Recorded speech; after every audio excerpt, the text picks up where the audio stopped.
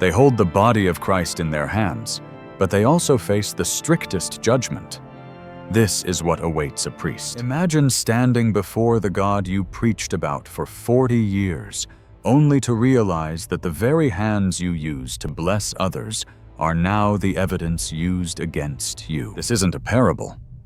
This is the terrifying reality reportedly witnessed by Saint Padre Pio. We know him as the mystic, the stigmatic, the man who bled the wounds of Christ for half a century. But his most unsettling gift wasn't the bleeding, it was his sight. Pio didn't just see the physical world, he saw through it.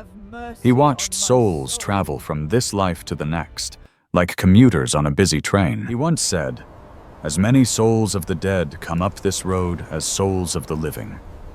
But among this parade of spirits, there was one group that terrified him, one group that stopped him cold. The priests, the men entrusted with the keys to the kingdom. What Pio saw awaiting them on the other side reveals a spiritual law that is as beautiful as it is devastating. The higher you climb, the harder you fall. To understand the visions, you first have to understand the stakes. In the modern world, we look at a priest and see a job description, a community leader, a counselor. But in the eyes of the supernatural, a priest is a walking nuclear reactor of grace. The Church calls it Alter Christus, another Christ. When a priest stands at the altar, the man disappears. His personality, his flaws, his history, they are suspended. He speaks in persona Christi. When he says, "This is my body," it is God speaking through human vocal cords. He holds a power that even the archangels do not possess. He can forgive sins. He can command God to become present in bread and wine. But here is the catch. Here is the danger. With infinite power comes infinite accountability. A priest isn't judged like a layman. He isn't judged like you or me. His soul is held to a standard so impossibly high that it made even Padre Pio tremble. And Pio knew this because he saw exactly what happens when that standard is betrayed. Let's go back to 1913. Padre Pio is a young priest, bedridden, his body weak, but his spirit wide awake. Suddenly, the room shifts. He isn't looking at the wall anymore. He is looking at Jesus. But this isn't the resurrected King. This is the broken Christ, battered, disfigured, the Jesus of Good Friday. Pio is horrified. He asks, "Lord, who did this to you?" Jesus doesn't speak. He just looks. His gaze directs Pio's attention to a crowd of men. Priests, bishops, dignitaries, men in silk vestments and men in rags. They are celebrating Mass. They are hearing confessions. They are doing their holy duties. But as Pio watches, the scene turns grotesque. He realizes that these men, through their irreverence, their boredom, their casual treatment of the holy, are physically wounding Christ. They are treating the creator of the universe like a chore. And then the vision snaps. Jesus turns his face away from his own priests. The look on his face isn't just sadness. It is disgust. He cries out a single word that echoes with terrifying finality. Butchers! Think about that word. Butchers. Not sinners, not failures. Butchers. Men who chop up the sacred meat without a second thought. This vision broke Pio's heart. He realized that a bad priest isn't just a bad employee. He is a traitor. He is kissing Christ in the Garden of Gethsemane while holding a bag of silver. But Pio's lessons didn't stop with abstract visions. Sometimes the lesson walked right up to him. There is a famous account of a late night in the monastery. The halls are silent. The monks are asleep. Pio is alone in the choir loft, deep in prayer. Suddenly he hears a noise.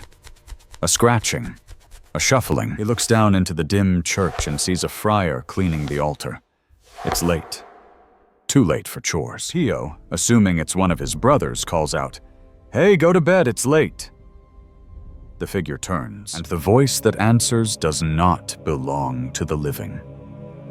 The figure identifies himself as a former novice who used to live in that very monastery. He tells Pio, "I am here completing my purgatory." Why? Was he a murderer? A thief? No. He explains that when he was alive, he was in charge of the altar. But he was lazy. He would walk past the tabernacle, the box holding the physical presence of God, and he wouldn't genuflect. He wouldn't bow. He ignored the King of Kings because he was in a rush. For that lack of reverence, for that casual disrespect, he was burning. He asked Pio to pray for him to shorten his time. Pio, moved by pity, makes a promise. He says, "I will offer my Mass for you tomorrow morning. Until then, stay." It was meant to be a kindness, but the soul let out a scream that Pio would never forget. "Cruel!" the spirit cried. "Cruel!" And then he vanished. Padre Pio was shaken. He realized later what he had done. To a soul burning with the desire for God, even one single extra night of waiting is an eternity of agony. He later said, "I could have sent him to heaven immediately with a prayer, but I condemned him to another night in the flames." This story changes everything we think we know about small sins. For a consecrated soul, there are no small sins. A lack of awe is a crime against majesty.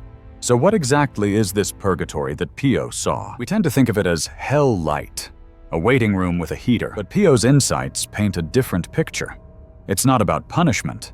It's about precision. Imagine a soul as a piece of iron.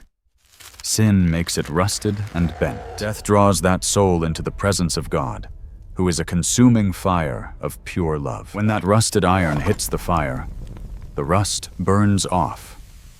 The burning is the healing. But it hurts. It hurts because the soul sees God and wants him desperately, but cannot reach him. For a priest, the rust is different. It's not just personal sin. It's professional negligence. Pio reportedly saw that the greatest torment for priests in the afterlife came from their indifference. The Mass they mumbled through because they wanted to watch a soccer game. The confession they rushed because they were tired. The homily they didn't prepare because they didn't care. This spiritual apathy is a cancer. It kills the priest and it starves the flock. There is a chilling meditation that comes from Pio's spirituality. A scene of the final judgment that plays out like a courtroom drama. Imagine a priest dying and standing before the throne. He is not alone.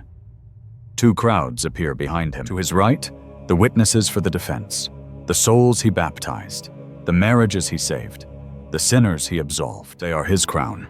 They are his argument for salvation. But then he looks to his left, the witnesses for the prosecution. These aren't demons. They are the souls he failed. The young man who left the faith because the priest was rude to him. The woman who died in despair because the priest was too busy to visit her. The congregation that stayed spiritual infants because he never fed them solid food. In that moment, there are no excuses. No, I was busy. No, I was tired.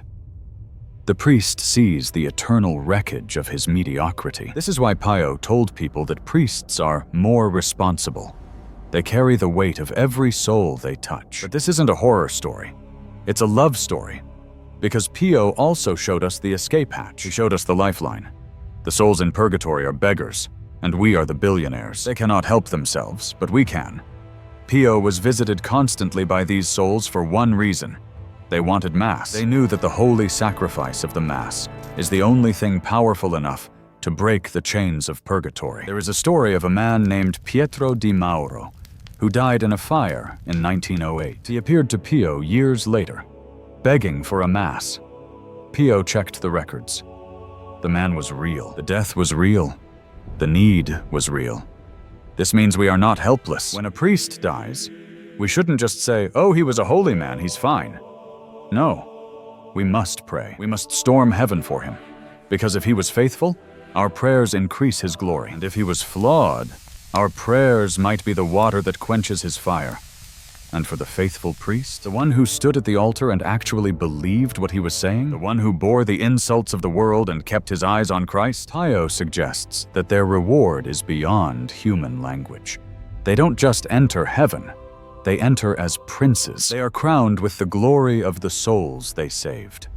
So the next time you see a priest, don't just see a man in black. See a man walking a tightrope over eternity. Don't judge him.